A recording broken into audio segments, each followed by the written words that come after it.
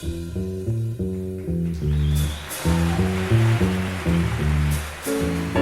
evening. Welcome to Writers on Writing. We come to you every Sunday and give you, our listening audience, an opportunity to hear writers from the African diaspora talk about their work, their lives, and their craft. My name is Clarence Reynolds. I'm director at the Center for Black Literature here at Medgar Evers College, and I'm pleased to be the guest host of Dr. Brenda Green, executive director for the Center for Black Literature and director of the National Black Writers Conference. This week, the PEN American Center celebrates its 11th PEN World Voices Festival of International Literature, and the theme is on Africa. And I'm delighted to have in the studio with me today two of the participants in the festival, Yvonne Adhiambo Owuor and Binyavanga Wainaina. Greetings and thank you so much for coming. I really appreciate you both being here. Thanks, Clarence. You're welcome. Yvonne was born in Kenya, a winner of the Caine Prize for African Writing. She has also been an International Writing Program resident at the University of Iowa. Her work has appeared in McSweeney's and other publications, and she has been a TEDx Nairobi speaker and a Lannan Foundation resident. Her most recent book, or her debut novel, Dust, was published last year, and Yvonne lives in Nairobi, Kenya. Binyavanga is the founding editor of Kwani, a leading African literary magazine based in Kenya. He won the 2002 Caine Prize for African Writing and has written for Vanity Fair, Granta, and the New York Times. Binyavanga directs the Chinua Achebe Center for African Writers and Artists at Bard College. No more? Okay. Now, where are you now? In Nairobi. You're in Nairobi now. Okay. Great. Again, thank you both for coming. Last night, at the opening night of the PEN World Voices Festival, the theme of the evening was "The Future is Now," where authors shared the best and worst case scenarios for where the world may be in the year 2050. I just want to ask you, can you share your best and worst case scenarios as it relates to the work of writers of the African diaspora in the years ahead? I'll start with you, Yvonne. Oh my, okay. Best case scenario. Actually, I don't think there is a worst case scenario. Writers will have to write whatever happens, and if the world moves in the direction that it seems to have, it's hell bent on going, dividing itself and setting up wars in all sorts of strange places, just be more fodder for the writer to work with. And if somehow we manage to pull back from the abyss, then the African writers can write happy stories. Okay. Binyavanga? For me, one of my visions is the rebuilding of industries that publish popular books. I think that there was some version of that in the 60s and the 70s on the continent and in its diaspora, and that's died, and it needs to be revived in new forms, in a form of digital books. And that's one of the things I've been to work on is, whether it's romance, sci-fi, cheap, easy, well-written, right-thinking books in large numbers. They say there are now a billion Africans on the continent, probably 1.2, 1.1 in the world. We don't have thriving book industries, mass books industries in Africa. We don't. And that's the next big challenge. Because even the literary stuff, or whatever one wants to call it, all that other one is always carried by a base of an industry. Mm-hmm. So I want that kind of liberation, because I don't want to have to be thinking that the future is that, you get an agent in New York for your stuff to be published in Kenya. That's not a way forward. So for me, that's my way forward, is that we have to have an industry and be the stakeholders of our own industries. Mm-hmm. So then we publish our stuff, however wild, wacky, different, beautiful, provocative, in our own terms. Great. Yvonne, your debut novel, Dust, is set in Kenya, and it's about a splintered family following the death of a son. And it's also concerned with the country's history of war. In the New York Times, the reviewer said about the book, although written by an East African, Dust is not just for Afrophiles, it's also for bibliophiles. Now, my question to you is, what do you think about it what do you think there is about the works of African writers that resonates with so many non-African readers and writers? I think there's the elemental component of the universality of story. And I think as a writer, it's one of the things I strive for, to hone the craft to the point where I'm true to the idea of story. Perhaps that tapped into those kind of sensibilities. But I guess a good story is a good story. So I'm glad there are people who like it beyond, like the particular story beyond, its place setting. Right. There's been, question to both of you, there's been such a boom in America with the writers from Africa lately. I know there's been this rising popularity. What do you think that could be from? I mean, what do you think is the stirring that? It's a good question. I don't know. It's always difficult to figure out the reasons that capitalism finds to have liked something. 10 years ago, when I was starting out as a writer, we were all being told, India, it's Indian writers. Indian writers are next thing. There are a billion Indians, they're writing about India. English, writing in English. So, of course, there's some element of the fact that the two places where English as a dominant language of colonization happened have made their presence felt in the world of speaking English too, right? So, and the fact of at a time that the African continent is experiencing rapid economic growth, increased democratization of things, and then so on and so forth, that you're going to have people popping out of that large place who have something to say that can cross these sorts of bridges, makes some sense. And that's great. Yes. I think that's one way. I think a mildly cynical perspective would be that I think there's been a curiosity about China's increased interest on the African continent. So the other frontiers, now we need to figure out what that's about. It had not been a place of interest before, quite frankly. So I think the China element has a part to play. I think secondly, just frankly, there are just some new amazing ideas. I think ideas and narrative ways and narrative styles that they're very unique and to the continent or from the continental experience. I think people are curious about. So there's that too. Right. Binyavanga, in your memoir, One Day I Will Write About This Place, you said that books have been your comfort and reading your solace. Can you tell us a little bit about your journey as a writer, your background? Did you always identify yourself as a writer? No. I was just this dreamy kid who, it was a novel called Secret 7, and I was actually 7 years old, 8, just about to turn 8. And I read it, and I was like, why did nobody tell me about this thing? And from then on, all I did was novels. And so I would try and pass exams so I can find more time to pass novels, because then if I passed my exams, my parents stopped bothering me and I could read more novels. So everything was just like, it became an obsession.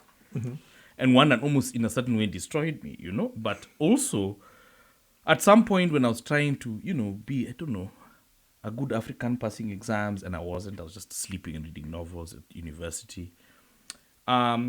It came to the point at which I was failing so much, and, you enter this sort of loop of depression. And the next thing you fail at, you retreat more, until I was living illegally in South Africa. And then I was like, you know what if I wrote articles for the newspaper? Because no one will ask me for, papers. So I did that, and all the people started liking it. So I was so afraid, I think like many younger Africans, to really trust in saying, I'm going to go and do it. I have to do it by default because I've been forced to. Because I was trying to become a nice accountant, and it was failing badly. Yeah. Yvonne, your road to becoming a writer. Oh my! A road full of twists and bends, and a bit like Binyavanga, it was forced upon me by life. I was, unlike Binyavanga, who wanted to become an accountant, I was already on my way to becoming a top corporate cow in the nicest of ways. I started my professional life in IT. I was in small business development. So that person, I was very much that corporate person. But I went through, in my kind of early 30s, went through a kind of crisis of meaning and purpose. Is this what life's supposed to be? And as much as it was a dark period, it was also a time of grace in that the only thing that remained was the one thing I could not admit and would not admit that I loved the most. And what I was really good at school, composition. Mm-hmm. So the only thing that emerged for me in that period of search was writing. And so the first story I wrote, and coincidentally running into Binyavanga at that time, at that very crucial point in my life, where he had won the Caine Prize. And that was very important. He won the Caine Prize for African writing for a story that was not that did not conform to the trope that had been pervading the landscape. Mm-hmm. African suffering, African diseased village goat, witch, that kind of thing. But his was very contemporary narrative. So it was running also into Binyavanga in that time with this one story, and he dragged the story out of me, and so it really did. It out of you. He did. I actually wrote the story that won the Caine Prize. I admit it very publicly. I wrote it to get Binyavanga off my back. Nice. I actually did, because you'd call it 5 times a day. But that's the thing that just allowed me to touch the thing that I'd actually loved but not been able to admit to for a long time. Great. Yeah. Now, writing on a simple level, you would agree that writing expresses attitudes and interpretations of a culture and the life from the author's point of view.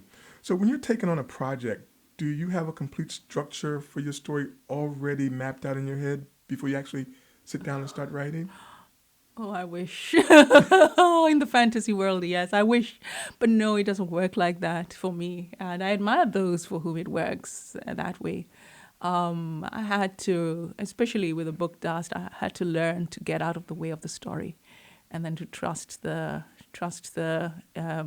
uncertainty, and allow the story to tell me what it is. So, in a way, the writing process is also a place of mystery, adventure, discovery for me, and it looks very disorderly from the outside, but it has its own particular logic for me. Now, is that the same for you and for character development as well? You let characters just develop exactly, in their time in your writing?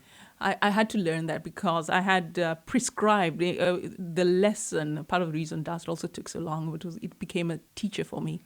I'd prescribed certain characters and defined them. This is how you're going to be. And the moment I did that and tried to put that on paper, they just wouldn't work. They wouldn't work. So you had to let them come out on their own. On their own and surprise me. And I say, where the hell did you come from? What about you, Binyavanga?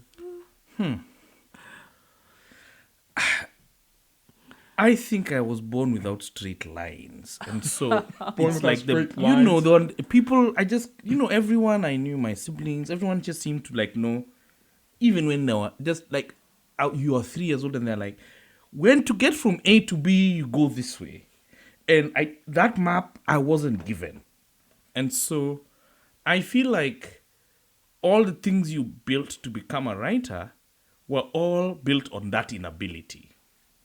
So,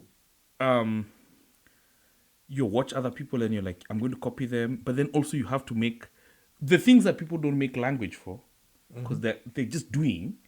You can't understand why they're doing them. So you have to make a language to figure them out that then allows you, because it's never about you. It's kind of about other people, So for me, it's the same thing.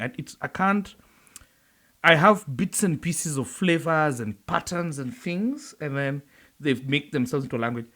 I've tried up to today to start a scene. I keep telling myself this one day I'll do what Yvonne does so amazingly. She's like, you walk into the center of the marriage or the country and then you say, they're attacking. So for me, I can't deal with direct conflict.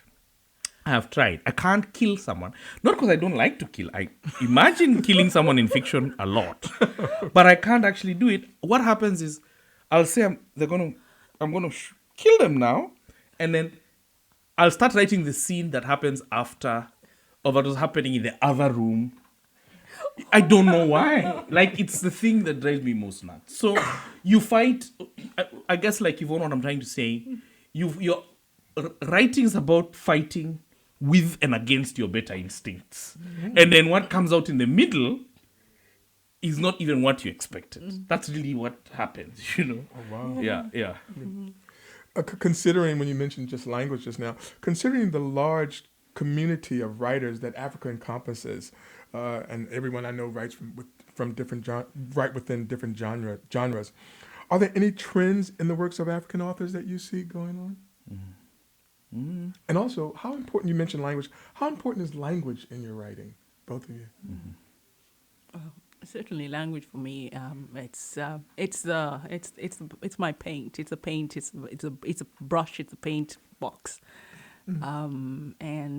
It's a vehicle. It's a capsule that contains the worlds that I love to explore and discover. So I love language. I love the sound. I love its possibilities. I love also the particular silences located in every particular language landscape. So I don't know about trends. Maybe Binyavanga can look at that. But people are writing about everything and anything. It's an amazing space right now. Yeah, it is. Yeah. Binyavanga? On language, I'm with Yvonne. I mean, I like, if someone was to say, okay, like, let your body become liquid, then air, then gas, then disappear. It'd just be language alone. I'll sign up for that game. I don't know why. It's just something very, very, very, very close to everything that I am.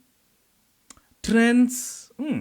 What I'd say is, I think that, the younger generation are really interesting because these sort of digital magazines that like Jalada and everything else have stuff like they have a sex issue out, using slang, using languages like Sheng and English on side by side, sci-fi, more play. They're very adventurous, and what you're finding is in this kind of more digital age, the forms themselves are, I don't know how to say, do you know, like,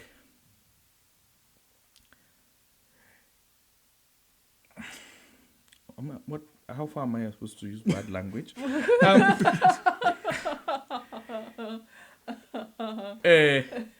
You know when something is really stuck up? It's a stuck up word, yeah? Let me put it like that. So, so people are like, oh, the novel, Proust, Achebe, and there's something in this whole younger space that's just like, okay, I'm not even doing it for money, I'm not looking for an agent, but I'm shifting around all these lines. What's biographical, what's fictional, what all these spaces are starting to blur. And the games that people are playing with them are really interesting. So we are now the best time. I mean, my generation, to be honest, who are now sort of, let's call them people in their 40s, but we were coming at a very, very specific time when there was increased democracy. We weren't in a diaspora, in a sense, but we are people who had been exposed, if not to the books of the world because of class and whatever, to traveling in the world. Mm-hmm. And so you had a bit of there and a bit of here. Myself, Yvonne, Chimamanda Adichie, and others like this. Now you're getting kids who all the knowledge of the world is online. They can torrent and pirate poetry collections. And so they're just making up their own world with a degree of freedom and game, because they're like the things that I couldn't even imagine my dad saying, we own this world, and I'm sitting in a village in Africa. I just own the world, and it's mine to make of it what it is. So literature is going to be amazing, and it's already becoming amazing. I agree. Yeah. One of the first books I read by an African author was Things Fall Apart by Chinua Achebe, who you just mentioned. That book was published in 1958. Mm-hmm. How would you describe the changes, as you just mentioned, in the narratives and also in the publishing landscape by African writers over the past 50 years or so? Oh, that's a big one. Uh-huh.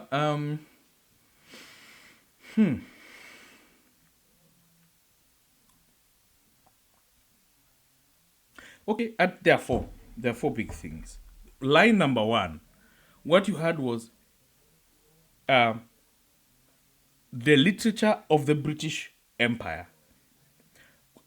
under which Things Fall Apart was published, because Nigeria, Kenya, Jamaica, Trinidad, Australia, Canada, all this in 1958. India was 10 years independent. India was independent, newly independent. The distribution system, the publishing houses, everything else were London-based British, creating some educational books and all of this. And of course, this book, as its text itself, was a reaction to the way the African was conceived in the world, but published within that network, yes? Mm-hmm. Then you have 58. Then you have the 60s. And the 60s to the 70s, the great project was to create archives for a new generation of Africans, Afro-Caribbeans, I'm sure if African Americans too, because they have civil rights.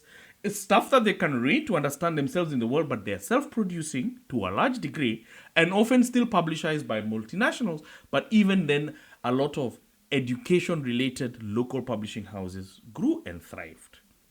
So, and a lot of new texts came into the circuit through that period of time. The 80s, all dead. IMF conditionalities and everything else, the growth of the one-party state, writers running away from Jamaica, Kenya, into exile as democracy ceases, very little happening. The 90s, opening of democracy in the 2000s, independent publishing in print, which now brought the likes of myself and Yvonne, independent literary magazines, not inside the university space, not inside the old sort of, I call it the mafias that run education, but will publish boring texts. Now what you have is this digital generation. Right. Yeah. And that's the most exciting. In a certain way, it's the freest. And so, you try and encourage the younger ones to go as far and as wild as possible. Because I kind of believe the project to domesticate the African is the core, is the core thing that we are fighting. So now that these platforms are there, we don't want to do any kinds of self-domestication. Take advantage of those platforms. Exactly, as well, exactly. Because there are there are newer voices that are popping up that may not have the publishing contracts and things like that, but the voices still can be heard. What about you, Yvonne? I think Binyavanga summed it up very aptly. So I don't think I'll add anything more to that. But from Chinua Achebe to some of the stuff that I saw something about a month ago from a young 18-year-old Kenyan, who has written, an 18-year-old who's written 100,000 words. Wow. With incredible speculative fiction. One of the most amazing texts I've run into, and it's just something else. It's like a whole other, mind space. It's just been interesting to see what emerges also in terms of the change in narrative form. And it's very obvious, the narrative form, narrative style, narrative approach, the archetypes that are being invoked have evolved quite significantly. Yeah. Great. Last night, Binyavanga, you gave reference to two of my favorite authors, James Baldwin and to Audre Lorde. And I want to ask both of you, are there any Black American writers that you admire, and why? Oh gosh, many. I mean, okay, for me, ground zero is James Baldwin. So I'm like James always Baldwin even ground zero for you. Yeah. Because I say it so much, I keep saying, you can't say it again. I'm going to say it again. I love James. I love everything James Baldwin ever wrote. When I grow up, I want to be James Baldwin, but I just kind of can't. You see, yeah. What is it about his writing that you just like so much, that excites you, as I can see it in your eyes? Love and power. Love and power. Love and power. No one ever did it better. No one ever will. At least not that I know. So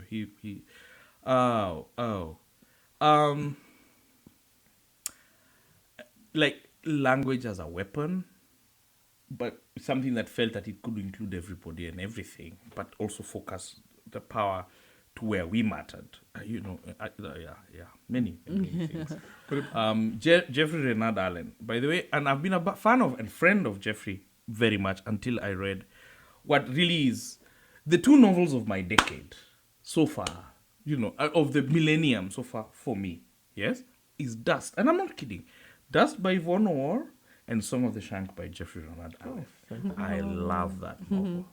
That beautiful Gothic shift of remaking New York is one of the most beautiful things I've ever encountered. What about you, Yvonne? Oh, I hate to fall into a cliche, but okay, I'm going to go for Toni Morrison and, of course, Alice Walker and Octavia Butler. Okay. Yeah. What is it about those? And those there's three different writers there. So what is it about those writers that you admire so much? Oh, I think admiration is not quite the word, but there's a kind of visceral resonance. The kind of thing that, there's some books you read, some words you that seize you and change you and do all sorts of funny things to your stomach and your bloodline and all that stuff. And they do that. They do that for me. It's also the word use and the worlds they invoke and Great. evoke. Yes. Well, I want to thank you both so very much for being here. I truly appreciate you taking the time from your busy schedules to join us. Thank you so much for having us here. It's been an absolute pleasure, and I wish we had more time. Hopefully you can come back again. Yes. I also want to thank our studio engineer, Mr. Fitz Richardson. And thank you, our listeners, for tuning in. And remember, the writer is always reading. The reader is always writing. Keep reading and writing. Empower yourselves as readers and writers. Have a brilliant day, everybody.